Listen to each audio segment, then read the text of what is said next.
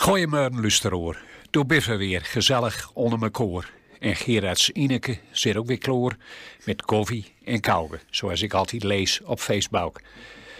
Mijn nieuwe verhaal gaat over een nieuwe tasse. Hij kijkt tot glas uit, achter zijn bord groentesoep in het verbaarde restaurant. Met 6 personen ben ze aanschoven bij gelegenheid van familiefeestje. Begin juli is het en al dogenlaag regenachtig weer. 2 jonge wichter in luchtige kleren fietsen voorbij. Hun hoorn wappen in de wind. Blauwe arms hebben ze. Het is geen spierkoud. Hij pakt zijn grote zware tassen van de grond af en zet hem op schoot om zijn insulinepennen eruit te houden. Ga je door meer op pad? Vraagt ze. Met die tassen? Dat neemt toch zeker niet meer als dat voorlezen geest, hè? Dat ken hij daar. Hij is helemaal kapot, ja, tot op de droogtouw versleten. Hij sloekt een mol. Het komt hem, alleenstaande, zelden of nooit over dat een hem in een paar zinnen zo glashelder duidelijk maakt wat ken en wat niet ken. Hij is weend om dat zelf uit te maken. Hij glopt overziet naar haar en zwicht verstandig. Kist die spul makkelijk verlezen. Kijk eens bij die houten. De barrel haalt hij er zo uit. Ze het zuiver gelijk, gaat de deur omheen. Het ken hij meer. Hij antwoordt: ach, ik ben slim hecht aan deze tassen.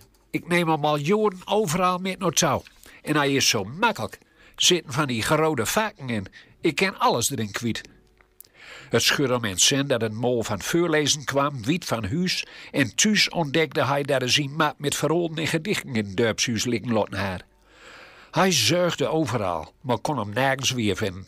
Wat een toestand. Meesten van de organisatie waren al lang en breed bij huis. Dan moesten aan de doogs maar opbelden gewoon of ze zijn map vonden hadden. Soms lood snuffelde hij nog eens goud in zijn tassen. Reeds aan ritsen en daar zagen zijn vertraden map met voorleesderij hem loos aankijken. Kiekeboe, hier ben ik.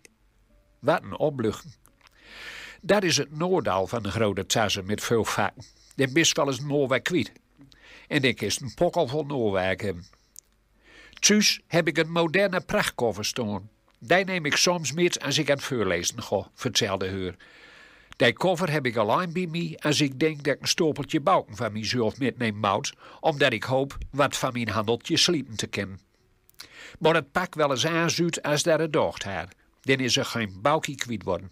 Een ander mol vergeet zijn boukerij met te nemen en uitrekent dan zelfs zijn dat hem vroegd wordt of ook een bundel uitbracht heeft, want hij wil men den doorlijk en op slag van hem kopen.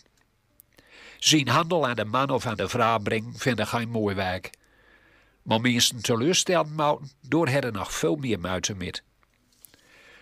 Hij kan niet zeggen dat het familiefeestje voor hem bedurm is door die aanmerking op zijn lijve trouwe tassen, maar onder het etentje let de kritiek hem maar niet los. Hij staat in een bouwhandel te snusten in de stad van Meulens en Rozen als een hem op de schouder tikt. Ha, mooi, een bouw kopen? Is dan een bouw toch? Hij draait zich om en kijkt liek in de snuffert van kennis. Flauwe proter, doe dikke bloosdert, is zijn gedachte. Maar hij groet met: hallo, doe hier ook? Dat hij naar achter die zucht, zullen zeggen wilden. Is dan aan nooit een bouw uitlezen? Maar hij houdt zich stil. Mijn sigaretten waren op, kreeg hij als antwoord. En dan: bist erop vooruit gewoon, kerel. Is je regen verzamellijke tassen bij die zal die beste stuur kast hebben. Ik zal die wel kriegen, doe snakker. En aarde de ook uitsteken, dat dus jij zo groot. Doe heeft altijd het beste van het beste. En het duurste van het duurste. Geen topmerk is goud genoeg voor die. Dit is een echte Claudio Conti, deze tasse, legde uit. En hij zet een interessant gezicht bij. Een Italiaans product. Ik heb puur mazzel gehad met deze aankoper. Normaal kost zo'n ding honderden euro's. Maar ik heb hem heel wat goedkoper op de kop tikken kind. Zuiver geluk heb ik gehad.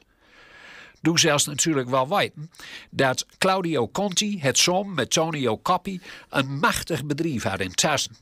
Overal op de hele wereld hadden zij 2 beiden een gouden naam als Coppi en Conti.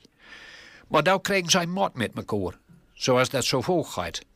Het was eigenlijk een ruzie om niks. Met tegenvolg dat Claudio Conti is voor zichzelf begund en nou had er nog meer succes als voortiet. Het verhoor wil dat Tonio Cappi, die trok ook de hoorn tot de kap uit van Spied. Hij moet er geestelijk volledig aan onder de deur gaan wezen en noord ik mijn is hij van die leende sturm. Eenzaam en alleenig en zonder rooie zeent op een bovenverdijpen voor ergens in Napels. Ach, doe fantast, is het antwoord van zijn kennis. Nou, succes met de schrijverij. Mooi hoor. Als hij zijn balk afrekend heeft en opburgen in zijn nieuwe tassen, trekt de deuren van de balkhandel achter zo dicht. Hij lapt op strode en is met zijn kap bij de nieuwe verhoor.